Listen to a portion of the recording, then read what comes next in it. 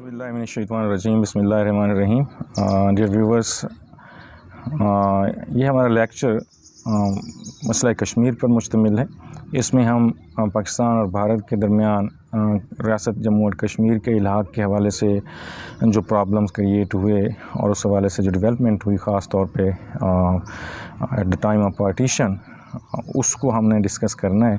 वैसे तो ये अगर हम इस मसले को इन डिटेल डिस्कस करें तो इस पे बहुत सा वक्त लग सकता है। मैं कोशिश करूँगा कि हम स्पेसिफ़िक पार्टीशन के टाइम तक महदूद रहें, क्योंकि हमारा मौजू जो है वो कश्मीर का as a dispute of Jammu and Kashmir as a initial problem of Pakistan after the creation of Pakistan, यानी जब पाकिस्तान मार्ज़ वजूद में आया तो उसके फ़ौरन बाद रियासतों के इलाक़ के जो मसाइल दरपेश थे पाकिस्तान को, उनमें जम्मू और कश्मीर की रियासत का जो मसला था ये भी एक इम्पॉर्टेंट मसला था और पाकिस्तान के लिए ये एक बहुत बड़ा अहम ख़ित्ता था। बल्कि यूँ कहना चाहिए कि जैसे क़ायद-ए-आज़म मोहम्मद अली जिन्ना ने इसको पाकिस्तान की शाहरग करार दिया। इसके जहाँ से निकलने वाले दरिया पाकिस्तान की पंजाब और सिंध की ज़मीनों को सैराब करते हैं और पाकिस्तान की जो एग्रीकल्चरल इकॉनमी है that is absolutely based on these rivers. So अगर कश्मीर पाकिस्तान के साथ नहीं होता तो यकीनन उससे पाकिस्तान की मईशत भी तबाह हो सकती है और पाकिस्तान की इकॉनमी जो है ओवरऑल उसको भी नुकसान हो सकता है। तो इसलिए जम्मू कश्मीर जो है वो पाकिस्तान के लिए अहम तो है ही, लेकिन बहरहाल इसकी अपनी एक स्ट्रेटेजिक इम्पोर्टेंस भी है। सबसे पहले इसके जो जोग्राफ़ी है उसके बारे में हम बात करेंगे, इसके रकबे के बारे में, इसकी पोजीशन के बारे में, इसकी आबादी के बारे में, और फिर इसकी जो इम्पोर्टेंस है उसके बारे में बात करेंगे, और फिर उसके बाद जो कॉन्फ्लिक्ट डिवेल्प हुआ पाकिस्तान और हिंदुस्तान के दरमियान इस रियासत के इलाक़ के हवाले से उसको डिस्कस करेंगे। बरसगीर पाक व हिंद की दूसरी जो रियासतें हैं जो हिंदुस्तान में मौजूद थी, पेनिनसुलर स्टेट्स जिसको या देसी रियासतें जिनको हम कहते हैं, उनमें सबसे अहम स्टेट जो है वो रियासत जम्मू और कश्मीर थी। यानी जो बहुत ज़्यादा अहमियत की हामिल स्टेट्स थी उनमें जम्मू और कश्मीर जो है वो सबसे ज़्यादा अहम थी।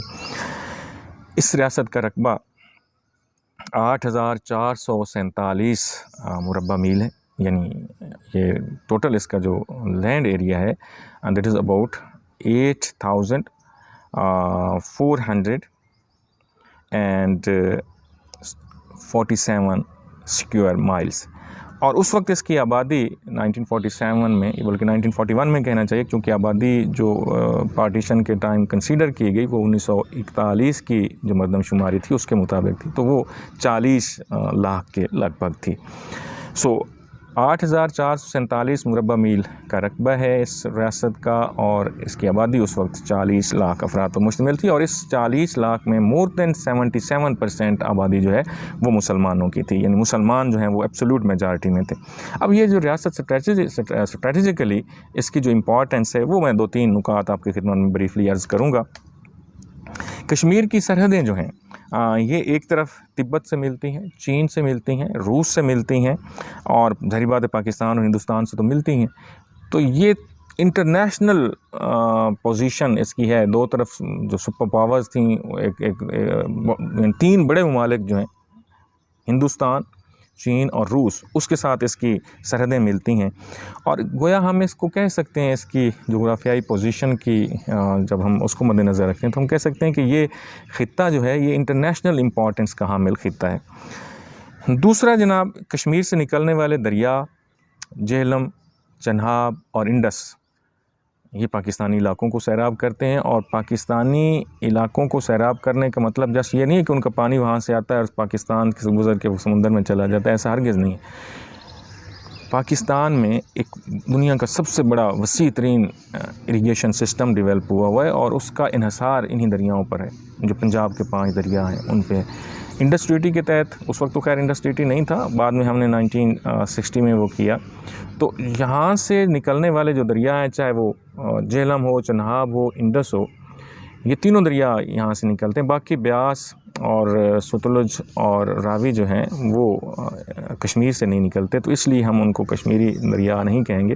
बहरहाल ये तीनों दरिया इंडस सिस्टम के मेन रिवर्स हैं और इन पे पाकिस्तान की इकॉनमी बेस करती है। सो पाकिस्तान के लिए ज़िंदगी और मौत का मसला है। पाकिस्तान कश्मीर के बगैर नामुकम्मल है। इसी तरह कश्मीर दुनिया में जन्नत शुमार होता है। इतनी हसीन और जमील वादियाँ हैं कि जिसका शुमार शायद दुनिया में इसके मुकाबले में कोई चीज़ मौजूद ही नहीं है। दुनिया में कोई ऐसा ख़ित्ता मौजूद नहीं जो कश्मीर की खूबसूरती का जो है वो मुआवजा उससे किया जा सके। और ज़ाहिर बात है, जब खूबसूरती होती है तो टूरिस्ट को अट्रैक्शन होती है। तो ये एक बहुत बड़ा टूरिस्ट पॉइंट जो है हो सकता है। जैसे आप स्विट्ज़रलैंड देखें, वहाँ की इकॉनमी किस पे बेस करती है? टूरिज़म पे बेस करती है, या फिर उनकी बैंकिंग का सिस्टम है। तो टूरिज़म जो है ये एक बहुत बड़ी इकॉनमी है। और ये किसी मुल्क, अगर कश्मीर के हालात ठीक हो जाएं और कश्मीर पाकिस्तान का हिस्सा हो जाए, और उसके बाद आप देखें पाकिस्तान की जो इकॉनमी है वो किस तरह बूस्ट करती है, तो इसकी इम्पोर्टेंस, इसकी खूबसूरती भी इसकी एक इम्पोर्टेंस की वजह है। चौथी बात कि भारत का मंसूबा ये था कि वो खान अब्दुल गफ़ार ख़ान के ज़रिए सूबा सरहद को पाकिस्तान में शामिल होने से रोके, और इसके साथ पख्तून, अगर वो ऐसा मुमकिन नहीं तो फिर पख्तूनिस्तान का शोशा छोड़े, ताकि वो एक आज़ाद खिता वहाँ पे डेवलप हो और उसके साथ फिर जो है हिंदुस्तान के रिलेशनशिप कायम हो। अब अगर उधर वो आज़ाद होता है या वो भारत के साथ शामिल होता है KP या उस वक्त का NWFP, तो दरमियान में फिर कश्मीर को कंट्रोल करना ये बहुत ज़रूरी था हिंदुस्तान के लिए। सो इसलिए हिंदुस्तान जो है उसमें अहमियत लेता, उसमें दिलचस्पी रखता था। पाँचवीं बात कि रियासत की, कश्मीर की रियासत जंगी नुक्ता नज़र से भी इंतहाई अहमियत की हामिल, चूँकि कश्मीर पर भारतीय कब्ज़े के नतीजे के तौर पर पाकिस्तान के बेशतर एरियाज़ जो हैं वो भारतीय हमलों की जद में आ सकते थे। और इवन महात्मा गांधी जो अमन की बात करते हैं, जो अमन की आशा की बात करते हैं, जिसकी सारी ज़िंदगी अदम तशद्दुद की बुनियाद पे गुजरी, या उनका नारा ये रहा कि अदम तशद्दुद जो है वो सियासत में आना चाहिए, उन्होंने भी इसी अहमियत को समझते हुए भारत को उकसाया और महाराजा को मोटिवेट किया कि वो भारत के साथ इल्हाक करे, और वो भी उन लोगों में शुमार हुए जिन्होंने कश्मीर को हड़प करने में अपना रोल प्ले किया।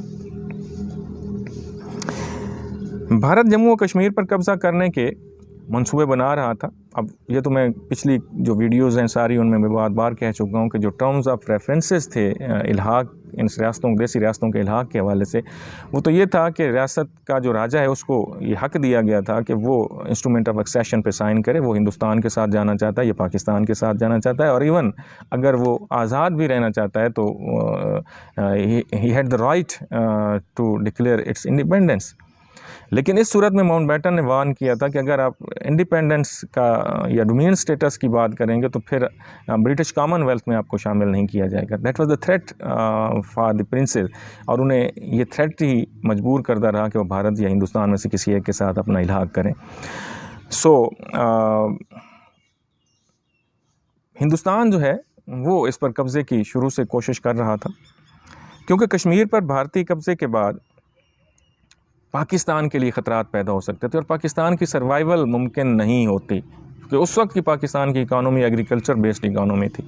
और अगर ये इरिगेशन सिस्टम जो पाकिस्तान की एग्रीकल्चरल इकानमी की बुनियाद है, जान है, उस इरिगेशन सिस्टम को ही नाकारा बना दिया जाए तो फिर पाकिस्तान में फसलें कहाँ से पैदा होंगी और इसकी एग्रीकल्चर इकानमी जो है वो कैसे डेवलप हो सकेगी।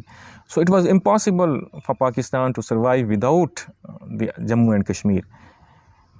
तो इसीलिए इसी पानी, जिस तरह वो पानी आपकी वहाँ से कश्मीर से पानी आके आपकी सरज़मीन को सैराब करता है और आपकी ज़िंदगी, हिंदुस्तान पाकिस्तान के लोगों की ज़िंदगी का सबब है, इसीलिए क़ायद-ए-आज़म ने कहा था कि कश्मीर पाकिस्तान की शाहरग है, क्योंकि वहाँ से अगर शाहरग को काट दें तो इंसान तो 2 सेकंड नहीं लगते उसकी मौत होने में।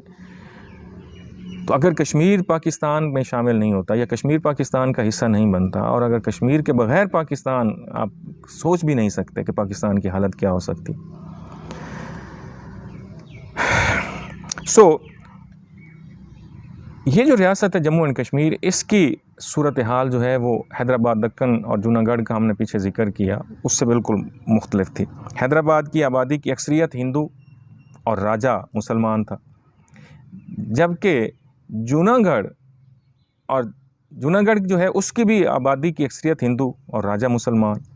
जबकि यहाँ पे उसके बिल्कुल बरक्स है। यहाँ पे राजा हिंदू है और आबादी, मेजॉरिटी आबादी की जो है वो more than 77% as per the figures and statistics of 1941 census. और ये राजा जो राजा गुलाब सिंह, वो एक लंबी हिस्ट्री है जिस तरह ये अंग्रेज़ों ने इनको तोहफे में दी। अब जो 47 में महाराजा हरी सिंह जो है, he was the ruler of Jammu and Kashmir, तो इसके ख़िलाफ़ अवाम जो है पिछले 25-30 साल से जो है वो कोशिश कर रहे थे आज़ादी की और इसके जुल्म और सितम से अपनी जान छुड़ाने के लिए। अगरचे इसके बरक्स हैदराबाद के जो अवाम है वो निज़ाम हैदराबाद, गो के वो हिंदू थे लेकिन निज़ाम की हुकूमत से वो सेटिस्फाइड थे और मुतमईन थे, और उनकी मंशा से ही नवाब जो है उसको पाकिस्तान या पाकिस्तान के साथ शामिल करना चाहता था या उसको आज़ाद रखना चाहता था। लेकिन यहाँ पे कश्मीर की जो अवाम है वो तो पाकिस्तान के साथ इलाक़ चाहती है, लेकिन भारत अवामी ख्वाहिशात को कुचलते हुए ज़बरदस्ती उस पर कब्ज़ा जमा के बैठना चाह रहा था। सो यहाँ पे जो भारत का मौक़िफ़ था जूनागढ़ के हवाले से और हैदराबाद दक्कन के हवाले से, यहाँ पे उसका ये मौक़िफ़ जो है उसके बिल्कुल बरक्स है। वहाँ पे वो इस्तिस्वाब रह की बात करता है, वहाँ पे वो अवाम की मंशा की बात करता है कि जी उनसे पूछा नहीं गया। तो भाई यहाँ पे भी तो मुसलमान है ना, यहाँ पे भी तो अवाम है ना, उनसे पूछ लें। अगर वो असूल आपका उधर दुरुस्त है तो फिर यहाँ पे भी उस असूल को दुरुस्त होना चाहिए।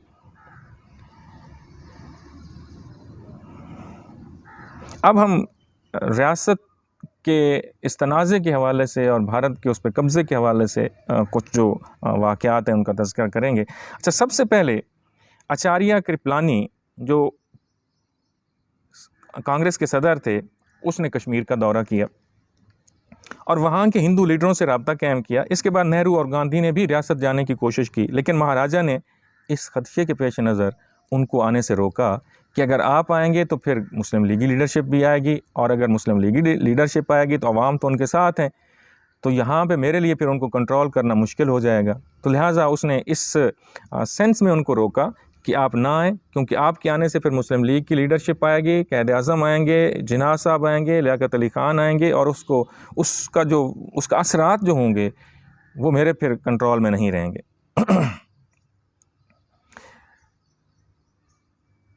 कांग्रेस की तरफ से महाराजा को गांठने का काम लॉर्ड माउंटबेटन ने खुद सरअंजाम दिया। अब lord Mountbatten, he was not a neutral person, he was acting as a governor general of India.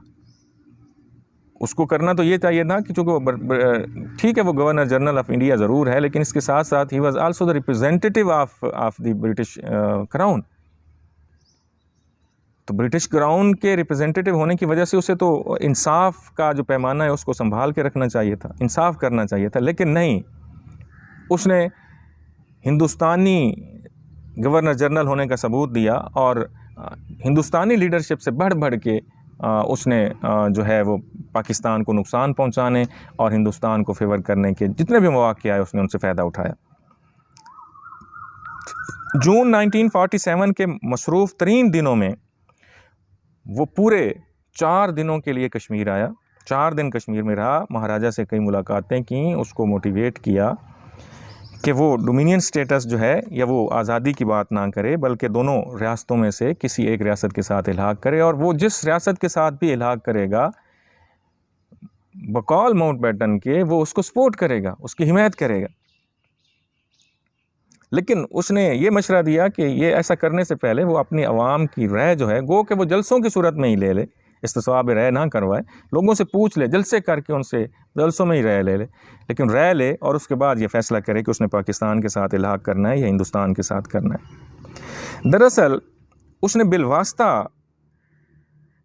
तौर पर राजा को राग़िब करने की कोशिश की कि वो इल्हाक़ भारत के साथ करे और उसको पूरा तहफ़्फ़ुज़ का यकीन देगा। अगर आप भारत के साथ इल्हाक़ करेंगे तो Indian government and Lord Mountbatten himself will protect him, उसको प्रोटेक्ट करेंगे।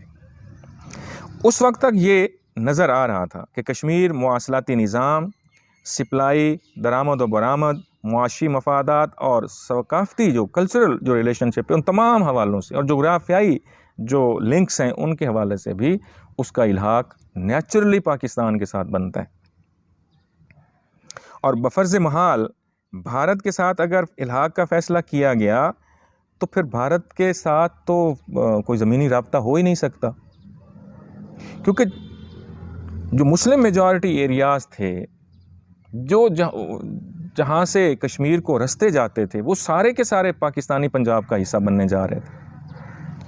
अब इसका हल ये निकाला गया कि दो ऊपर वाली जो तहसीलें, जिसमें माधोपुर हेडवर्क्स भी आता है, ये दोनों तहसीलें जो मुस्लिम मेजॉरिटी तहसीलें थीं, उनको काटा गया, रेड क्लिफ एवार्ड में तब्दीली की गई और ज़िला गुरदासपुर की दो मुस्लिम अक्सरियत की तहसीलें, गुरदासपुर और पटियाला, इन दोनों तहसीलों को हिंदुस्तान के हवाले किया। अब गुरदासपुर जो तहसील है, यहाँ से एक जो ज़मीनी रास्ता है वो कश्मीर की तरफ जाता है। वो ज़मीनी रास्ता हिंदुस्तान को प्रोवाइड करने के लिए दो रियासतें जो हैं, दो तहसीलें जो हैं, उनको काट के हिंदुस्तान को दिया गया। और यहाँ पे भी माउंटबेटन की नाइंसाफ़ी और रेड क्लिफ की नाइंसाफ़ी जो है वो हमें नज़र आती है। चौधरी मोहम्मद अली साहब को इस ख़तरनाक मंसूबे का किसी अपने काबिल एतमाद ज़रिए से या अपने किसी काबिल एतमाद दोस्त से इसका पता चला, इत्तला मिली। उन्होंने क़ायद आज़म से इसका ज़िक्र किया, उनके गोशगुजार किया, तो उन्होंने कश्मीर का दौरा करने का इरादा ज़ाहिर किया, क्योंकि कश्मीर की सूरत हाल ये थी कि वहाँ के बाज़ हिंदू लीडर, जिनमें पंडित प्रेमनाथ बजाज, वो कि वो हिंदू था लेकिन he was also in favour to join Pakistan, यानी हिंदू भी जो वहाँ पे मौजूद थे, उनकी भी एक वाज़े अक्सरियत जो है वो पाकिस्तान से इल्हाक चाहती थी, क्योंकि नेचुरली उनका इल्हाक बनता ही कश्मीर का पाकिस्तान के साथ था। ताहम माउंटबेटन ने क़ायद आज़म को अपना इरादा मनसूख करने का मशवरा दिया और साथ ही साथ उससे पहले जो कांग्रेस की लीडरशिप वहाँ पे आ चुकी थी, उसको भी रोका कि आप भी ना जाएं कश्मीर में, वहाँ पे फसादात जन्म लेंगे। लेकिन 1 अगस्त 1947 को महात्मा गांधी, जो कांग्रेस के उस वक्त मेंबर भी नहीं थे, वो अपनी ज़ाती हैसियत से कश्मीर जा पहुँचे और उन्होंने वहाँ महाराजा से मुलाकात की। बख्शी ग़ुलाम मोहम्मद, जो कांग्रेसी था या कांग्रेस का ज़हनी तौर पे कांग्रेसी था या कांग्रेस नवाज़ था, उससे मिले और मंसूबा तैयार हो गया। गांधी जी ने अपनी कारगुजारी की रिपोर्ट नेहरू और सरदार पटेल को दी और वाज़े कर दिया कि कश्मीर के मसले को हल किया जा सकता है, यानी in favour of India. Gandhi के दौरे कश्मीर के 10 दिन के अंदर पंडित रामचंद्र कॉक, जो हिंदू होने के बावजूद रियासत के भारत के साथ इल्हाक के ख़िलाफ़ था, उसको बरतरफ कर दिया गया। शेख अब्दुल्ला और नेशनल कॉन्फ्रेंस की जो लीडरशिप जो जेलों में थी, उनको रिहा कर दिया गया, चूँकि वो कांग्रेस के हमनवा थे। लेकिन इसके बरक्स मुस्लिम कॉन्फ्रेंस के जो लीडर थे सरदार ग़ुलाम अब्बास, चौधरी ग़ुलाम अब्बास, उनको बदस्तूर कैद रखा गया। कश्मीर का नया वज़ीर आज़म एक डोगरा जनक सिंह जो है उसको बनाया गया और ये एक इंतहाई मुतअस्सिब हिंदू था। मुस्लिम आबादी के अक्सरियत के इलाज के लिए वो नस्ल कशी के जो दो माहिरीन थे, पटियाला का राजा और कपूरथला का राजा, उनको कश्मीर बुलाया गया ताकि उनसे वो तरीक़ा सीखा जाए किस तरह उसने उन महाराजों ने या उन राजों ने अपने जो उनकी रियासतें वहाँ से मुसलमानों की जो है वो क्लीजनिंग की, तो उनको बुलाया गया ताकि मुसलमान आबादी का कत्लेआम शुरू किया जा सके। और उनके आने के बाद मनसूबाबंदी हुई और मुसलमानों का कत्लेआम जो है वो शुरू हो गया। भारत को अच्छी तरह पता था कि कश्मीर की जो अवाम है वो पाकिस्तान से इल्हाक चाहती है और भारत से इल्हाक के हामी नहीं है। सो भारत को अभी फ़ौजी कार्रवाई की तैयारी के लिए वक्त दरकार था, क्योंकि वो दूसरी रियासतों के मसाइल और अपनी इंटरनल जो प्रॉब्लम्स थे उनमें उलझा हुआ था। इसलिए आज़ादी का ऐलान होते ही महाराजा कश्मीर ने पाकिस्तान के साथ स्टैंड स्टिल एग्रीमेंट जो है वो साइन कर लिया। भारत को भी इसने इस तरह के मुआहदे की पेशकश की, लेकिन भारत ने उस पर तवज्जो ना दी, क्योंकि अभी भारत को आबादी की अक्सरियत की राय पर अमल करने के असूल की ज़रूरत थी ताकि हैदराबाद को हज़म किया जा सके। इसी वजह से उस वक्त कश्मीर के मामले में ज़्यादा दिलचस्पी का इजहार शायद गैर सियासी हरकत थी। इसी दौरान वो जिन दो मुस्लिम कुछ जो अफराद थे, जो महाराजा जो पटियाला और कपूरथला, वो वहाँ पे आ चुके थे और उनकी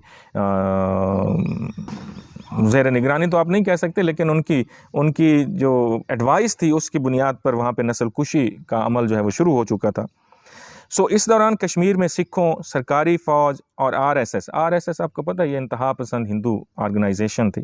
तो इस किस्म की तंजीमों ने खुफिया तौर पर अपने तौर पर जो है वो कत्लेआम का सिलसिला जो है वो शुरू कर चुके थे, और अब इसका नोटिस लिया जाने लगा। अब लोगों को पता चलने लगा कि ये लोग क्या कर क्या रहे हैं।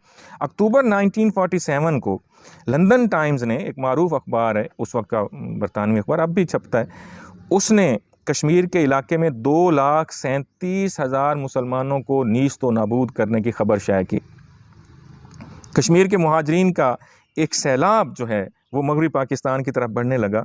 इसी वक्त में कलकत्ता के अखबार स्टेट्समैन ने कहा कि जी कमोबेश 5 लाख मुसलमान जो हैं कश्मीर में उनको कत्ल किया जा चुका है। और महाराजा अपनी इन सरगर्मियों को फिर ज़्यादा देर, चूँकि खुफिया कार्रवाई हो रही थी, लेकिन अब ये देखें जब 5 लाख लोग मार दिए जाएँ तो फिर खुफिया कैसे रह सकता है। तो लिहाजा वो सरगर्मियाँ जो हैं वो पब्लिश होने शुरू हो गई, छुपाई ना जा सकें। जब मुसलमानों के ख़ात्मे की ये मुहिम बढ़ती पूंछ में आके, ज़िला पूंछ जो हमारी आज़ाद कश्मीर की सरहद के बिल्कुल साथ है, यहाँ पे पहुँची तो यहाँ पे सूरत हाल मुख्तलिफ थी। ये एक ऐसा इलाका था जहाँ से दूसरी और पहली जंग अज़ीम में हज़ारों लोग जो हैं वो फ़ौजी भर्ती हुई, और वो दूसरी जंग अज़ीम के बाद उनको रिटायर कर दिया गया और वो अपने घरों में थे। तो वो ट्रेंड थे। जब यहाँ पे वो महाराजा की फ़ौज पहुँची और ये आरएसएस के गुंडे पहुँचे तो वहाँ पे रेजिस्टेंस आई और उन्होंने उनका मुकाबला करना शुरू कर दिया। मुजाहिद अव्वल सरदार अब्दुल कयूम खान ने नारा बुलंद किया, जिहाद का नारा बुलंद किया, और इनकी पुकार को देखते ही देखते मुसल्लह दस्ते मैदान में निकल आए। हथियारों के असूल के लिए मुजाहिदीन जो हैं वो उन्होंने कबायली इलाकों का रुख किया, जिसका नतीजा ये निकला कि जब वो हथियार लेने के लिए गए तो वहाँ पे उनका कबायली अमायदीन से और कबायली लोगों से रब्ता हुआ, और कबायलियों को पता चला कि हमारे मुसलमान भाइयों के साथ वहाँ पे जुल्म व सितम किया जा रहा है, और तो वो भी उनकी शाना बशाना लड़ने के लिए तैयार हो गए। सो कबायली भी और कश्मीर की जो इंटरनल रेजिस्टेंस थी वो तो पहले से हो ही रही थी, लेकिन उनका साथ फिर कश्मीरियों के साथ जो कबायली लोग थे उन्होंने अपने मजहबी जज्बात को मद्देनज़र रखते हुए सर पे कफन बांधे और वो भी कश्मीर की जंग आज़ादी में शरीक हो गए। भारतीय हुकूमत ने अब खुलकर मैदान में आने का फैसला कर लिया। अभी तक तो महाराजा जो है उसकी फ़ौज के साथ ये लड़ रहे थे, और आलमोस्ट आप कह लें कि उनको नाकों चने चवाज, इवन महाराजा साहब जो हैं वो उन्हें ख़तरा पैदा हो गया अपनी जान का, और वो वहाँ से कश्मीर से शिफ्ट होकर जम्मू चले गए। और ये जो वीपी मेनन जब उसके पास आया इंस्ट्रूमेंट ऑफ एक्सेशन पे साइन करवाने के लिए, तो वो उस वक्त जम्मू में ही मौजूद था। सो भारतीय काबीना में एक शख्स जो है गोपाल स्वामी अयंगर, उसको शामिल किया गया, जो 1937 से लेकर 1943 तक कश्मीर का वज़ीर आज़म रहा। उसको भारतीय काबीना का हिस्सा बनाया गया, और वहाँ पे भारतीय काबीना की जो अबूरी दिफाई कमेटी बनाई गई उसका भी वो मेंबर था। लॉर्ड माउंटबेटन उसका खुद चेयरमैन था। इस कमेटी में नेहरू भी शामिल था, सरदार पटेल भी शामिल था, वज़ीर दिफा भी शामिल था, वज़ीर मालियात भी शामिल था, और आयंगर भी इस कमेटी का मेंबर था। कश्मीर में एक सियासी तब्दीली और करवाई गई। महरचंद महाजिन को वज़ीर आज़म मुकर्रर करवाया गया ताकि पाकिस्तान से निपटने में सहूलत रहे। इसने हुकूमत पाकिस्तान से एहतजाज किया, और ये महरचंद महाजिन जो है ये भी एक मुतासिब हिंदू था, और इसको भी चुन के लगाया गया था चूँकि भी पाकिस्तान के ख़िलाफ़ था, सैनी तौर पर तकसीम हिंद के ख़िलाफ़ था। सो इसने पाकिस्तान से एहतजाज किया किस बुनियाद पर कि उन्होंने कश्मीर की जो सप्लाई है, इकनॉमिक जो लाइन है सप्लाई की, वो रोक दी है, और धमकी दी उसने कि अगर इन शिकायत की गैर जानिबदाराना तहकीकात ना करवाई गई तो हम किसी दूसरे दोस्त मुल्क से कमक मांगेंगे, यानी हम मुदाखलत की बात कर रहे हैं वो।